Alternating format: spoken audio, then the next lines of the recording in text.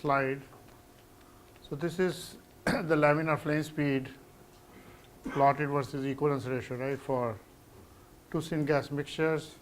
And then the right figure, then it shows the effect of the syngas composition. So, there are some more results like this. So, this is now effect of pressure. So, laminar flame speed for syngas mixtures. So, mixture is 95% CO and 5% hydrogen. Okay. And then instead of air, they are using oxygen, 1 mole of oxygen and 7 moles of helium. Okay. So, for experiments, people have used different fuel, of course, fuel compositions, but also different air compositions. Okay. The unburnt mixture temperature 298. So, this I am taking from this 213 Combustion and Fuel Journal. So, again the experimental data and the computational results are plotted. Okay. So, this is at 1 atmosphere, 5, not 1 or 5 atmosphere, and you can see again the flame, as you increase the pressure, the flame speed decreases. Okay. So, this is similar to methane we showed earlier, right? Increase the pressure, the flame speed decreases, and then it levels off. So, here of course, we can see the leveling off at this pressure up to 40. Okay. And also you notice that the equivalence ratio, where the peak value occurs, peak flame speed, okay, it goes towards stoichiometric. Okay. So, that is also effect of pressure. Okay. Because the pressure also affects the transport, the diffusion properties. Okay.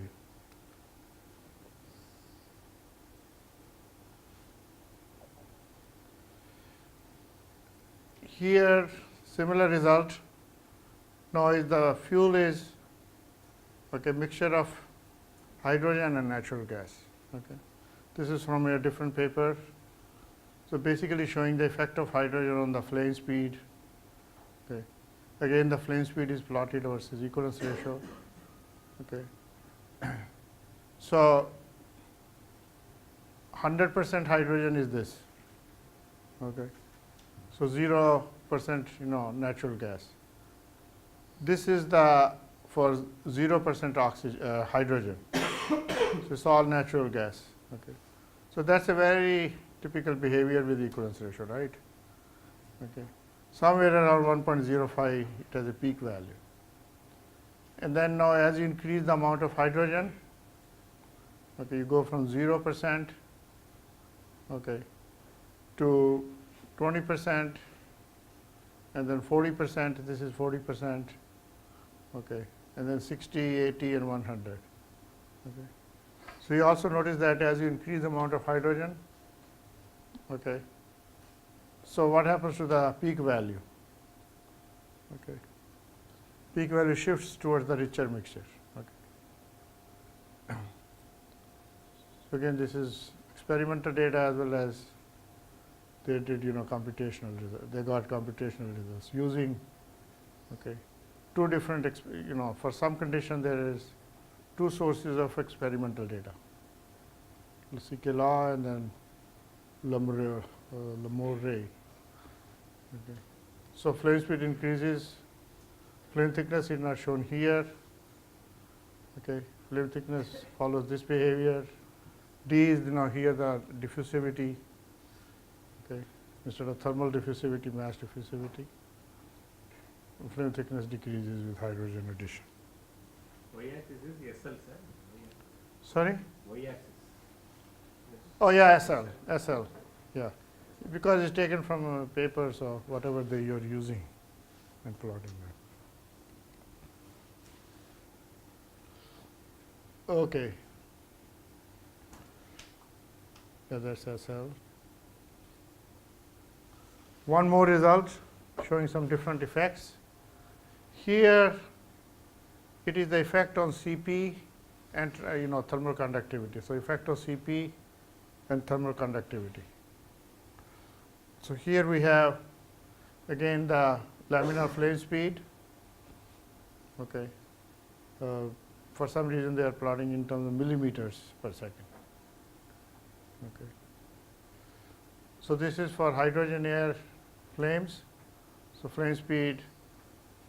Okay. So, mole fraction of diluent. So, there were 4 different diluents they were added into the fuel air mixture. Helium, argon, nitrogen and CO2. Okay. So, if you don't add any diluent, 0. Okay. This is for equivalence ratio 1 and pressure was 0.7. Okay. So, if you don't add any diluent and equivalence ratio is 1, then we can calculate what is the amount of fuel and air, right? Okay. And then in the mixture they were adding this diluent. Okay. So, equivalence ratio is kept fixed, you add diluent. Okay. So, that means both air, both fuel and oxygen, they are reduced as you increase the amount of diluent. Okay.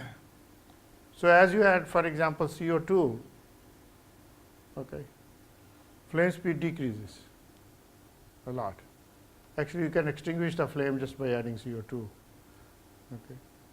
And many people have done studies of flame extinction using different different diluents.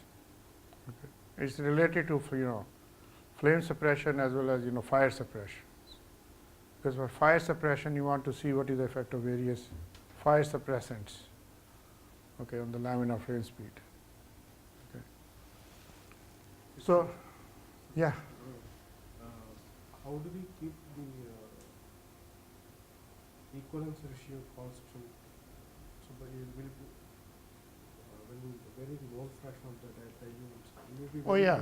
fuel oxalate also need to vary, so that No, but oxygen also decreases. So, you have say, equivalence ratio, you take 1 kilogram of say fuel air mixture. Okay. So, equivalence ratio is 1. Okay. Now, to that mixture, you add certain say 0.1 kilogram of diluent. So, equivalence ratio doesn't change. Okay. Both fuel and oxygen will change. Both will decrease. Achha, these won't react with the Oh yeah, those are considered inert. Yeah. All of these. Okay. For some conditions, CO2 may participate. and But- N2 also may N2 may to produce NOx. Okay. To some, but here we are not considering that. Yeah. Yeah. Okay. So now why does flame speed decrease with adding CO2? Okay.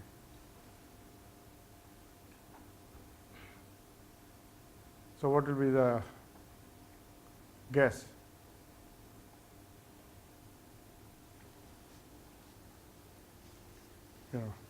temperature. Well, it's shown here, but Adiabatic flame See- temperature will decrease. yeah, if you add CO2 to the mixture, more CO2, then the adiabatic flame temperature will decrease. Okay, that means the flame speed will decrease. Okay, so it's really the effect of CP value. You are increasing the CP of the mixture, okay, by adding CO2. Now the CP of CO2 is the highest, and then nitrogen, and you see when you add nitrogen, okay, flame speed is higher, it decreases but not as much. Okay. So CO2 is most effective, you can say, here in this case, compared to the other gases. And then your argon, again CP effect, okay, and last one is helium. Okay. So CP, the CO2 is the most effective here among the 4 gases. Now there is also, this is very interesting result, okay, there is also effect of, okay, thermal conductivity. Okay. If you look again at the laminar flame speed, I think you have to go way back, or maybe here. So lambda, the thermal conductivity, alpha is lambda divided by rho Cp. Okay. So if lambda is increased, flame speed will increase. And physically, you can see that if thermal conductivity is higher, then the fuel air mixture will get heated more, faster, right? Because the heat is conducted from the flame to the mixture.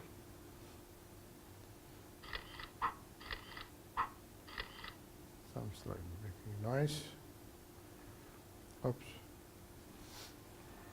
So that's why I included this slide from this paper, 2005. So helium, you see the thermal conductivity is almost 8 times, almost 10 times higher. Okay.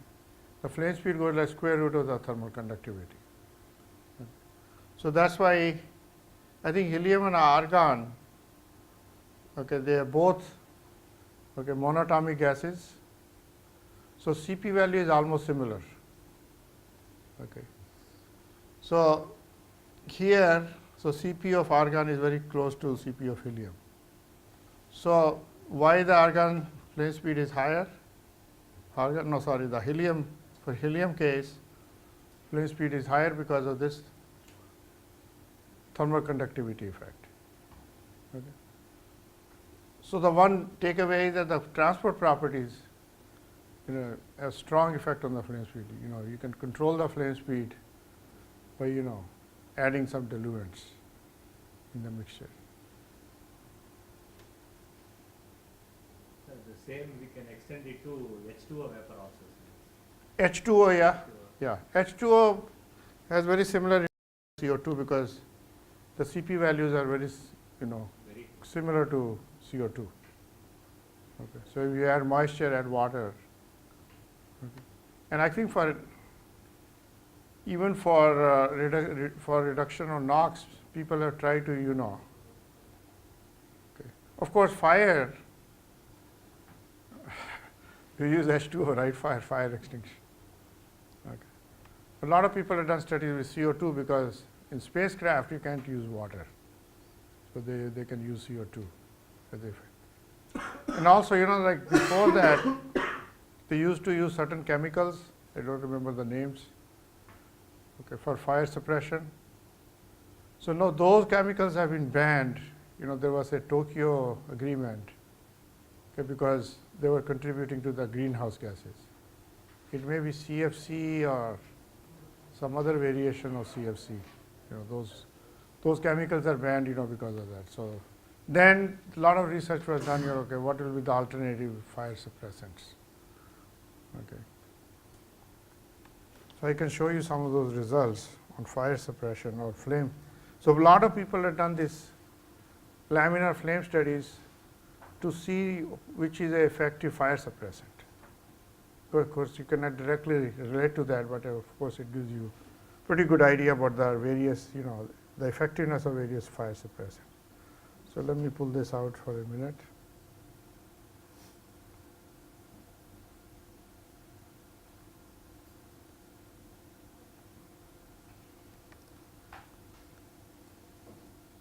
So there are lot of literature on flame extinction using various kinds of suppressants, various diluents. Now I'm showing these results from, I had a review paper on some topic. So just from that paper I'm showing some results. Now these are, so this is a PDF file. So I'll show you some other related results which are not relevant for today's discussion, but we had discussed this earlier, in earlier lecture. Okay. So this is a result from our research, several years back. So here you are looking at a jet flame. I think we have to turn the light off to see. Okay. I'll just mention it. So this is known as a triple flame. Okay. So it's a jet flow. So what you have is you have fuel air jet. So there are two nozzles. So fuel jet, and then outside you have air jet, two concentric jet flows. Okay. So in the fuel jet, your equivalence ratio rich, let's say 2. Okay. And in the air jet, you have some fuel, and the equivalence ratio may be like very, very small, lean equivalence ratio, let's say 0.5. So you have fuel rich mixture in the fuel jet and fuel lean mixture in the air jet. Then you get these triple flames. This is a rich premix flame. Then outside, can you see the outside flame? Okay. That's the lean premix flame. And then you have the diffusion flame in the middle. So under microgravity, these flames are compressed because of the buoyancy effect. Okay. When you go to microgravity, so these are the actual image of microgravity flames. Okay. Because these experiments were done under microgravity condition. This is a simulation of this flame, which shows the triple flame structure. Let me see if I can find the other results. Oops, went to the last page.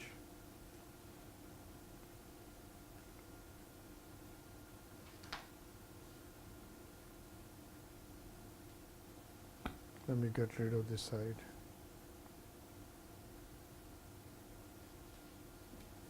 There are a lot of flame images.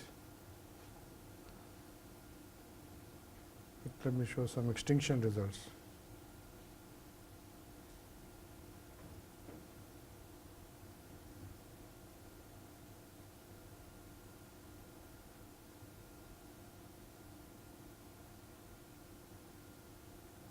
Okay, here is the extinction.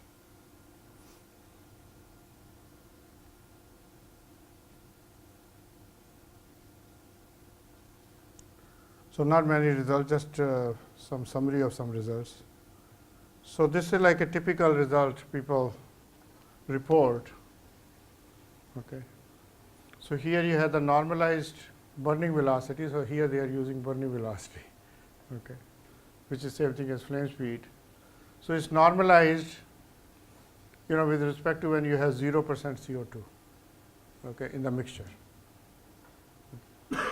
So that's why the value is 1. And these are the other conditions. Phi is 1. Oxygen mole fraction in air is 0.21, and the reactant temperature, mixture temperature is 350. Okay. So CO2 is here, okay, and nitrogen is also close to that. But then you see there are other agents which are much more effective than CO, okay, like CF3. I don't remember what is the name of this compound. Yes, Br is, yeah, of course, but CF3H, CF3Br, okay. And people are discussed the how the reaction rates are modified, okay, because CO2 is an inert agent, okay. Now these suppress fire due to chemical effect also. They affect the reaction rate directly. CO2 affects the Cp value, okay, so it reduces the flame temperature. But you can also modify the reaction rate by adding some chemical agents. So this is the effect of chemical agents. I don't remember if I have more results here. Let me see.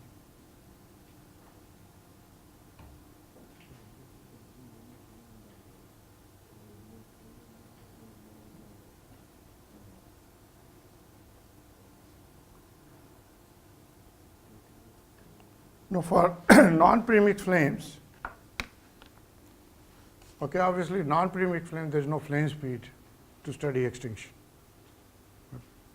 So flame speed is very commonly used for study of extinction flames and other premix flame characteristics.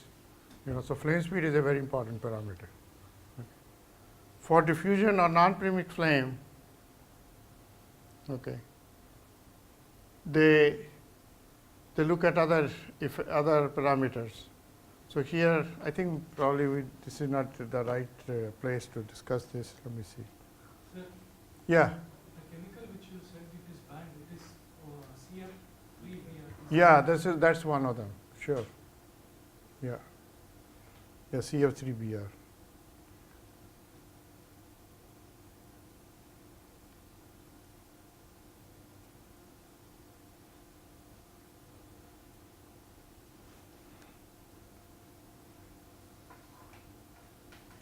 Yeah, this result is relevant for our premix flame discussion. So let me make sure about the condition.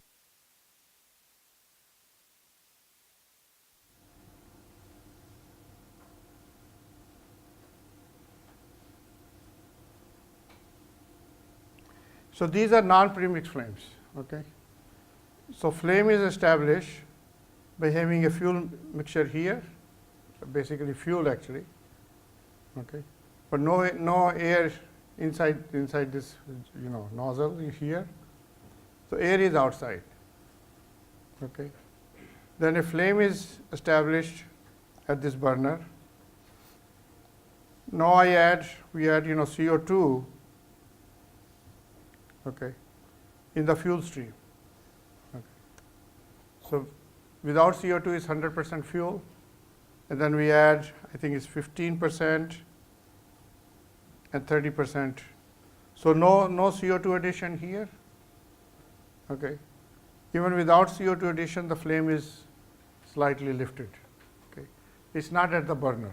Okay, and what is the effect of this? Then some air leaks through the base of the flame here. Okay, and it becomes a triple flame. Okay. So this has been shown by a lot of people that these flames, the diffusion flame, when they are lifted, they have a triple flame structure. A triple flame, has 3 reaction zones. I showed you an image of the triple flame, and there the flame speed is very important. Because the flame stabilization point, where the flame, why should it be here and why not here? Okay, that is determined by the balance between the local flow velocity and the flame speed. Okay, the laminar flame speed becomes important. Now, as you add more CO2, so this is 0 CO2, this is 15%. So when you add CO2 in the fuel, the lift of height increases. The flame now is, so it's a stable flame. It's just hanging in the air, in the flow. Okay, but it is stable. Okay. And then as you increase more CO2, so from 15 to 30, the lift of height increases of the flame. Okay. So the flame speed will decrease, and then it will find a location where the flame speed has to match with the flow velocity. So this is one way to extinguish a diffusion flame. By adding CO2, the lifted flame becomes lifted, and then the lift of height increases as you add more CO2, and eventually at some CO2 value the flame extinguishes. Okay. So the first one, the flame doesn't start exactly from the tip of the burner. Correct. And so is there gap between the burner and the flame? Is there a mixing between the fuel and the air? Yeah, right here there is a mixing of fuel and air. So again, it becomes partly a premix flame. Yeah, it's partly premix, so we call it actually partially premix flame. Yeah, exactly. And what is plotted here, okay, the heat release rate and also YOH, the the mass fraction of OH. Okay, that way we can identify where the flames are. Okay, so right near the base it has a triple flame structure. The other results are, I think, similar. Yeah, same behavior. Okay, you are plotting here CH and OH. So there is a triple flame, and then flame gets lifted, and then it blows out. So 10%, 35%. So this flame. So here for flame extinction, we look at what is the minimum CO2 which will make the flame blow out. Okay. It will out of the, out of the tube, out of the computational domain.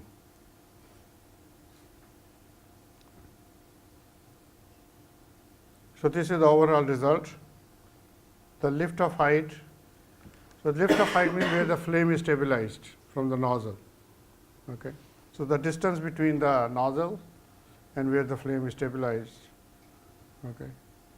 So as you increase the amount of dilution, the lift off height keeps increasing, and it blows out at this condition. So again, if you compare CO2 and nitrogen, okay. So for nitrogen, 41% CO2, 41% CO2 is enough to cause blowout. With nitrogen, you have to go to 55%. Okay. And why CO2 is again more effective? Because the CP effect, mostly CP effect. Okay. Okay, I think that's, Excuse me, yeah, sir. I think, in order to extinguish the flame, we use CO2. So for because we mix yeah, CO2 along with the fuel. correct. But why is it not possible by directly controlling the fuel supply? And extinguishing the flame? No, the purpose here was not to extinguish to, okay, we look at the effectiveness of these various diluents for extinction. Yeah, different objective.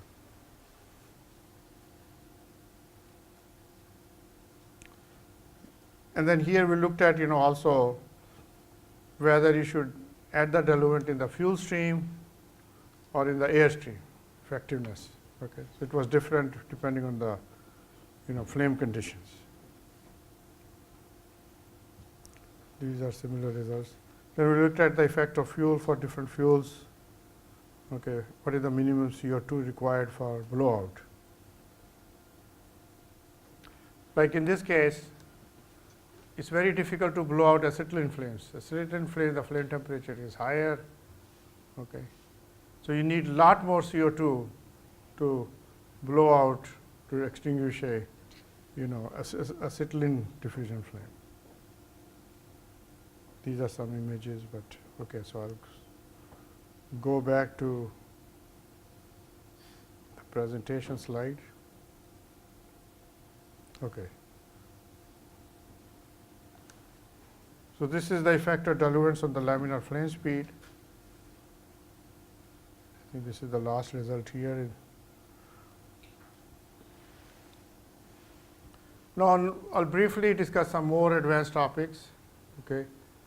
We won't have time to go through a lot of derivation or details.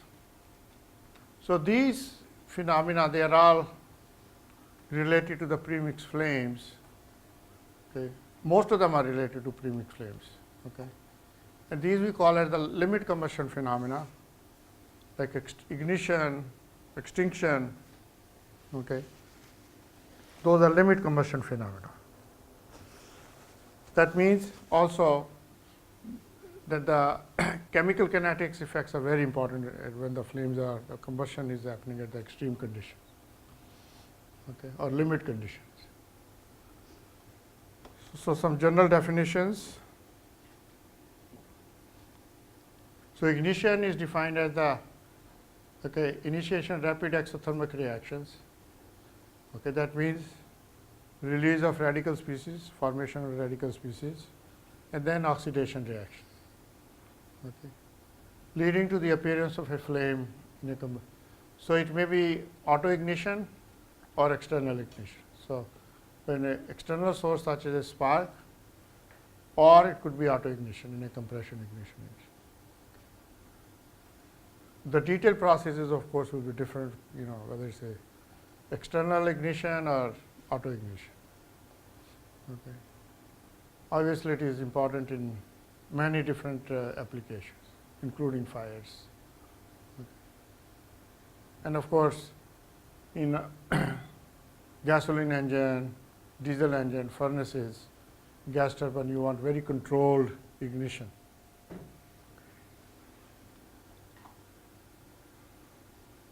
Okay, extinction of flame, we discussed some of the results. It can be caused by many different ways. So you can add a suppressant, The suppressant could be inert, like CO2, nitrogen, okay, or it could be a chemical suppressant. Then it directly affects your chemical rate. Okay. How does it affect chemical rate? Basically, it takes away some radical species. So this chemical agent reacts with some radical species, okay, to reduce the reaction rates.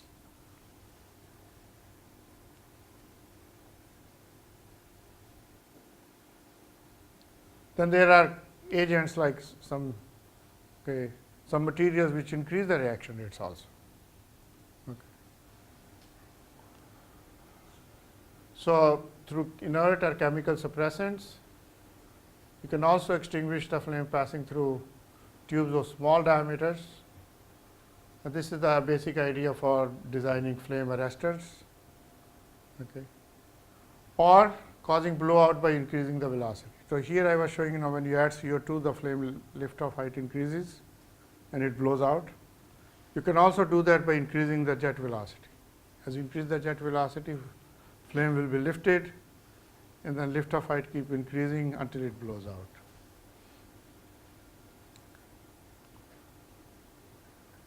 So extinction is important from fire suppression perspective, okay, and of course controlling combustion processes.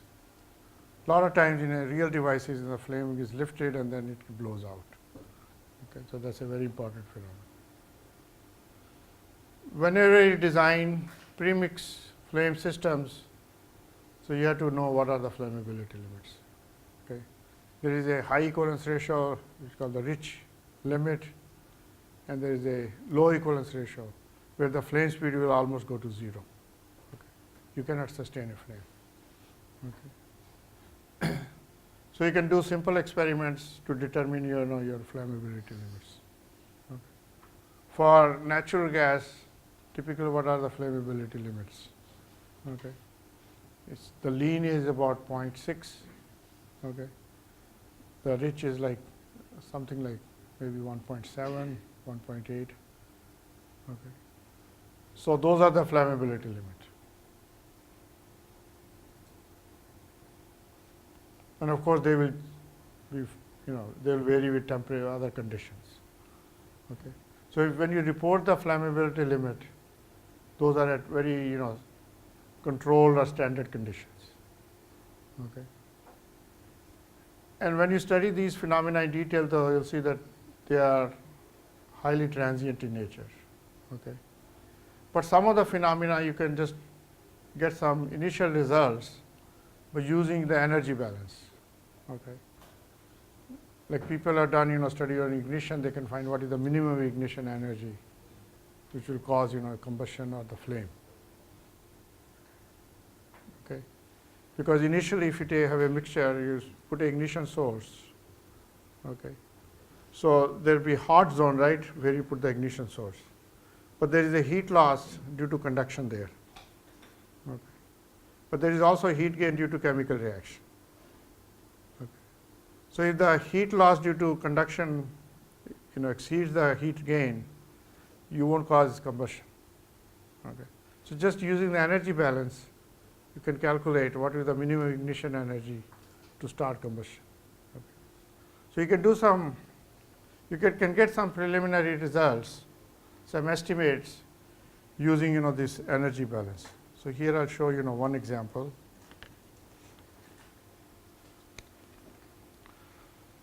So this material is taken from Turn's book.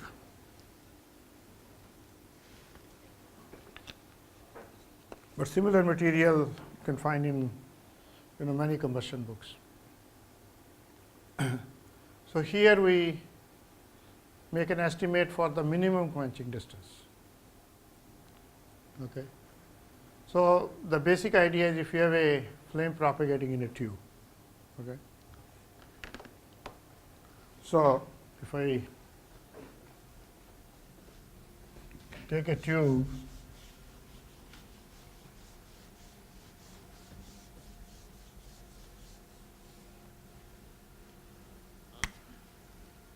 if you have a large diameter tube, okay, then the flame looks something like this, one-dimensional flame. So there is a heat loss at the wall. Okay. So the flame speed is lower at the wall. But now if you decrease the diameter of the tube, okay, to something like this, then the loss the heat loss effect becomes bigger. Okay. Eventually you can reach a tube diameter where the heat loss to the wall will exceed, the heat gain due to chemical reaction. Okay. So that will extinguish the flame. So just doing energy balance, you can get an estimate about what is the minimum tube diameter or quenching distance. Okay. Now, to get that estimate, here what we do is, instead of a cylindrical tube, round tube, we take a slot burner. Okay. So two-dimensional. So long slot burner of length of width L. So L is the distance perpendicular to the screen. Okay, that's the width of the tube. Okay. And this is the distance between the two walls, D. Okay. So the idea is, okay, calculate or get an equation for this minimum D, okay, which will extinguish the flame. Okay, or minimum D, above this diameter, you will have a flame. If you go below this value, then there is no flame. Okay. So you just do the energy balance. What is the energy balance? Heat generation due to chemical reaction is balanced by the heat loss, okay, by thermal conduction. Thermal conduction to the wall. Okay. So this is the rate of heat loss. Okay. So simple equation like lambda is the thermal conductivity of gas mixture.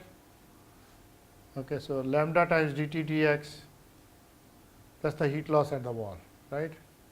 So this will be temperature gradient at near the wall. Okay.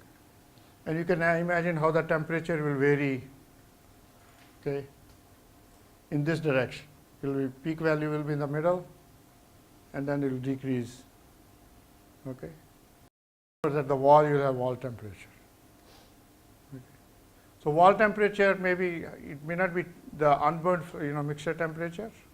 It should be a little higher because there is a heat loss. Okay. So dt dx times lambda, then what is the area? So this is the flame. Okay. So the flame thickness times, so delta times width of the wall. Okay. The distance perpendicular to the screen. And of course there are two walls, so 2 times delta L. Okay.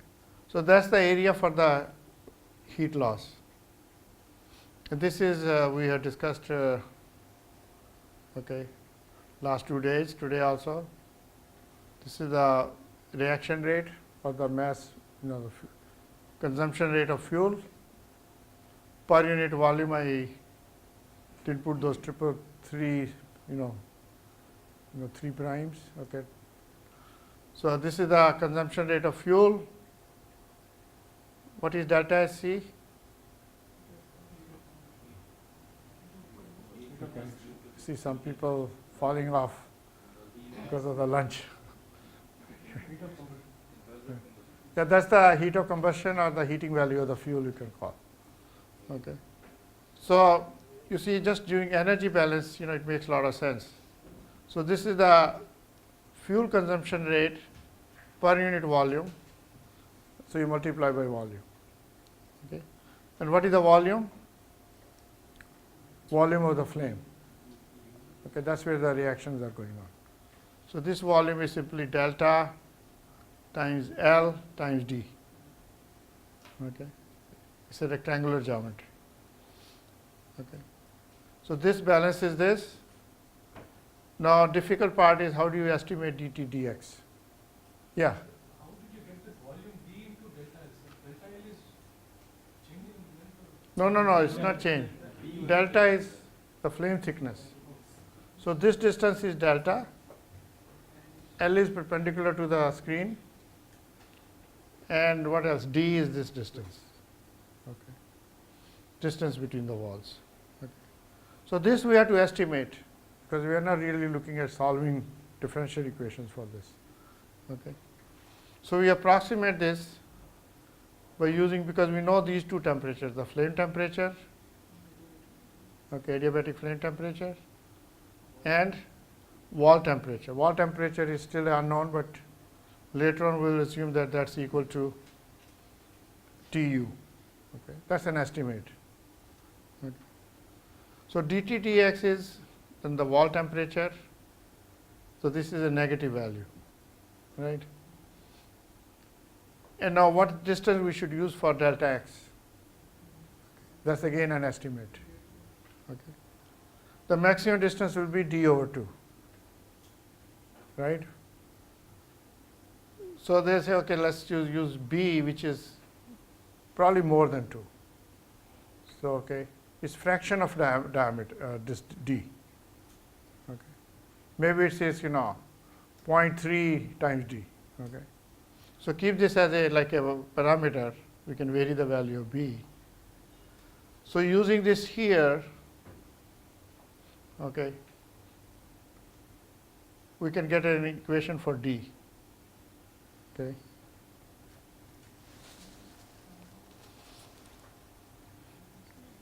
So this quenching distance, okay.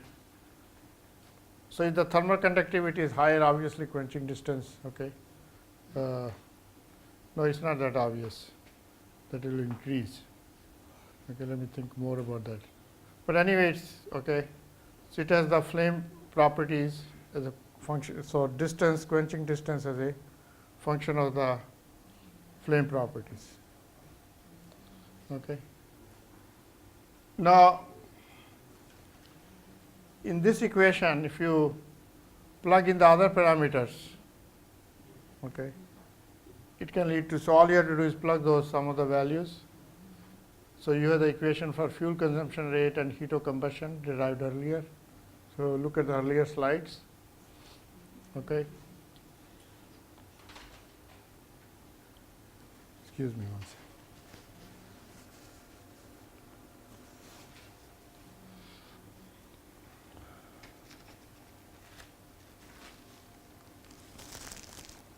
Okay. So we get this equation where it's 2 alpha, okay, B SL. Okay.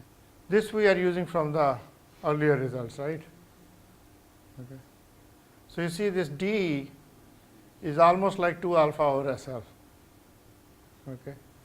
Except for this B. B is like 2 or greater. Okay. So using this here, we end up with this result. Okay.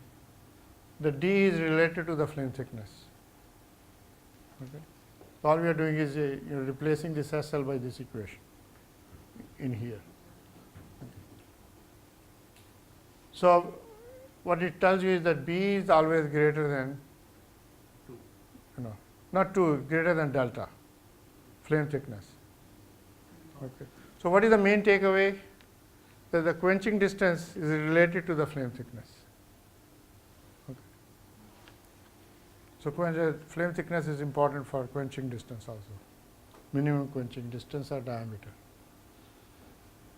Then in the same source, same book, they are given the quenching distance for different fuels using equations like this. Okay. So it's in millimeters. Okay. So you see that methane, propane, decane, almost same quenching distance. Okay. Hydrogen has a unique value. So in hydrogen you can go to very, very small distances, okay, like 0.64 millimeters.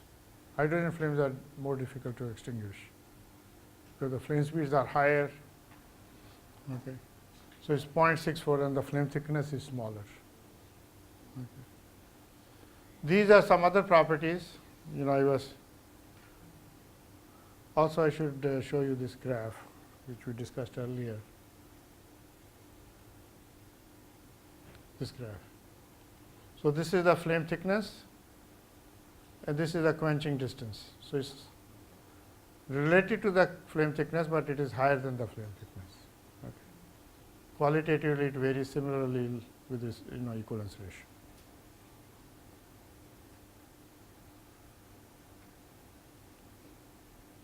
So quenching distance, and these are different experiments. Okay, so nothing to do with the quenching distance as such. Just showing you the flammability limits for some fuels. Okay, so let's start with natural gas. Methane. It's 0.5, 1.6. Okay. For decane, it's kind of similar, but the rich equivalence ratio is higher. So for larger hydrocarbons, okay, the rich mixture values are higher compared to methane. Okay. Because what happens is that these larger hydrocarbons, So for acetylene, you have given equivalence ratio maximum is flammability limits. It is infinite. That means without any oxidizer also it can have self-sustained combustion. no, it basically means it's very large. It's not exactly infinite. Okay, because you cannot have flame without oxygen. So it's very large. It may be 20 or 30. Okay. So I had to look at the source, where they are saying infinity. But infinity doesn't mean, it's without oxygen you'll have flame. Okay. But main thing is, okay. So even the lower value is much lower. Okay. Higher value is much higher. But larger hydrocarbons like decane is higher compared to propane, right? And that's because when you burn, it will decompose into smaller fractions. Okay, so you can still have combustion because of that, but there will be a lot of unburned hydrocarbons there. Okay.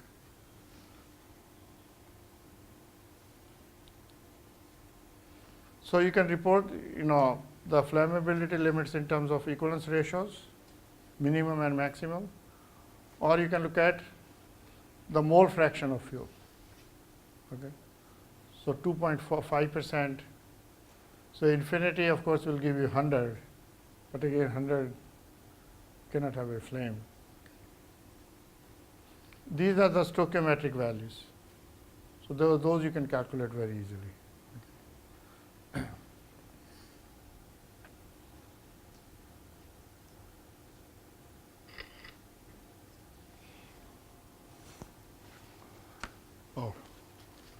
Oh yeah, I had this after that also. I didn't remember this, that's why I went back. Excuse me. I got this cold yesterday. I think maybe from the party. Somebody probably had cold.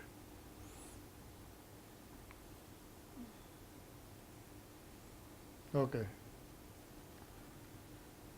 So after this, yeah, so this is the graph. So we already discussed this one. So this is for methane air flames. Okay, you can find similar results for other fuels. Okay. So for today's session, this will be the last topic. So flammability limits. We already, discussed to some extent. So they are expressed in terms of mixture composition. That's what I showed on this. Either in terms of equivalence ratio or in terms of the fuel mole fraction. Okay. So equivalence ratio or fuel fraction by volume at certain fixed temperature and pressure. Okay. Usually it's 1 atmosphere and temperature is like the room temperature. Those are the standard conditions. Okay, now how do you determine these limits? Okay. So this is one of the ways. Okay. So you ignite the mixture at one end of a long tube, the flame will propagate, right? So it will lead to a flame propagating in the tube. However, the equivalence ratio is, let's say, for methane, what is the low equivalence ratio? 0.46, right? 0.46. So if you keep the equivalence ratio below 0.46, let's say 0.4, okay, so then it will not lead to a propagating flame. So flame will stop propagating. So that's one way to determine the lean as well as rich equivalence ratio. Okay. Yeah, just one note here that it's preferred to use a larger diameter tube because there is less heat loss effect. Because if there is a heat loss effect, then you'll get narrower equivalence ratio range, right? Because if there is a 0.46 is the limit, right? But if you have heat loss, then the equivalence ratio may be 0.6. So it can depend on if you have heat loss. So I already discussed this table, flammability limits for some fuels in terms of lean and rich equivalence ratios. Okay. And of course, these limits are strongly influenced by other conditions, temperature, pressure. Okay. You can also, okay, if you change the amount of oxygen in air, these limits will be strongly affected. And they are also affected by the fluid flow phenomena. Okay. The effect of gravity, for example. If you have flames, if you have vertical tubes, okay, so you can imagine, okay, the flame going down versus flame going up. Okay. So which will have wider flammability limit? Upward going. Upward going. So everybody follows. Why upward going? Okay. Because the flame is going up, so it preheats the mixture as it is going up. The hot gases, due to gravity, they move up, so they preheat the mixture. Okay. So it will have wider flammability limit. The lean value will be lower, okay, compared to zero gravity, and the rich equivalence ratio will be higher compared to zero gravity. Like you light a match, right? So you put it like this instead of like this. Okay, so it's the same effect.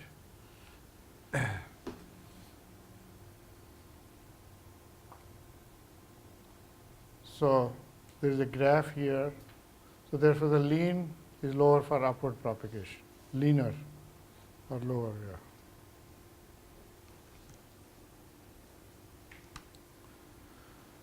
So here only the lean flammability limit is plotted just to show you the values.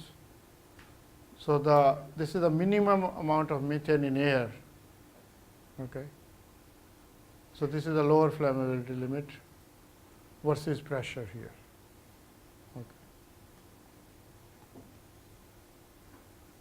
So if you are higher pressure, the lean value, the minimum fuel mole fraction increases with the pressure. Okay.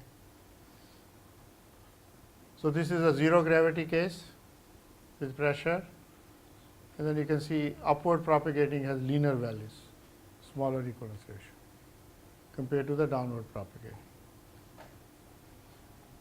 So this is also taken from. So these are just some qualitative results. But a lot of data is available on flammability limits. When you design any premix system, you look at, okay, for given fuel, what are the flammability limits? Because that determines your range of your flow rates, okay, based on the flammability limits.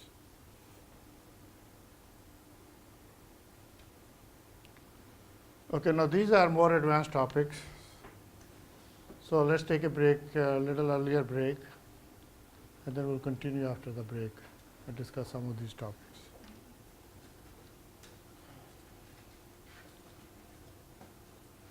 So we'll have a little bit smaller sessions because I'm almost finishing the premixed flame today.